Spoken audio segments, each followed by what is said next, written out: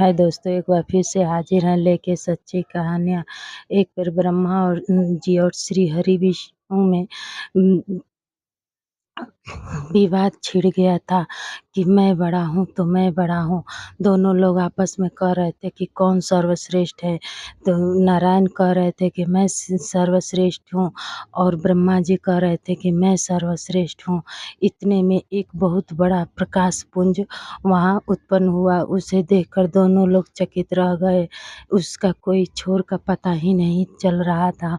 इसलिए ब्रह्मा जी ने कहा कि चलिए श्री हरि, अगर आप सर्वश्रेष्ठ हैं तो उस प्रकाश पुंज के शिवलिंग के समान जो चमक रहा है, जो शिवलिंग की तरह है, उस छोर का आप पता लगाएं और एक छोर का पता मैं लगाऊंगा। दोनों में जो पहले पता लगा देगा वही सर्वश्रेष्ठ होगा। इस बात को लेकर दोनों लोग में सुनिश्चित किया गया कि हाँ, वही सर्वश्रेष्ठ होगा।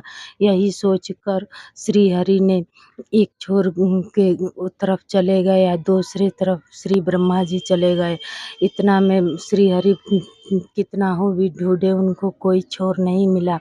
तो वापस आ गए और श्री हरि ब्रह्मा जी ने वहाँ पे घूमते-घूमते एक तरफ से निकल के आए और बोले कि प्रभु, आपको मिले ना मिले, मुझे तो वह छोर मिल गया है।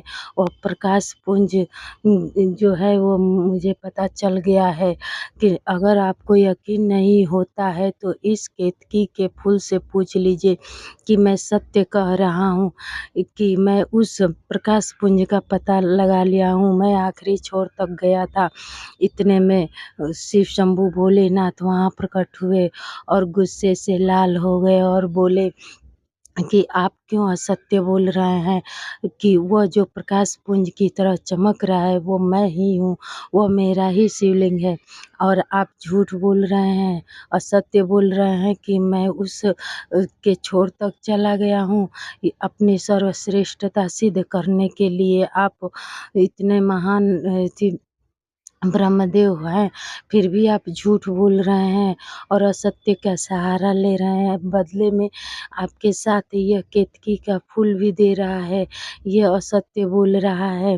ये भी जो असत्य का साथ देता है वो भी गलत ही सिद्ध होता है, वो भी पाप का भागी बनता है। इसलिए ये केतकी का फूल भी असत्य कह रहा है।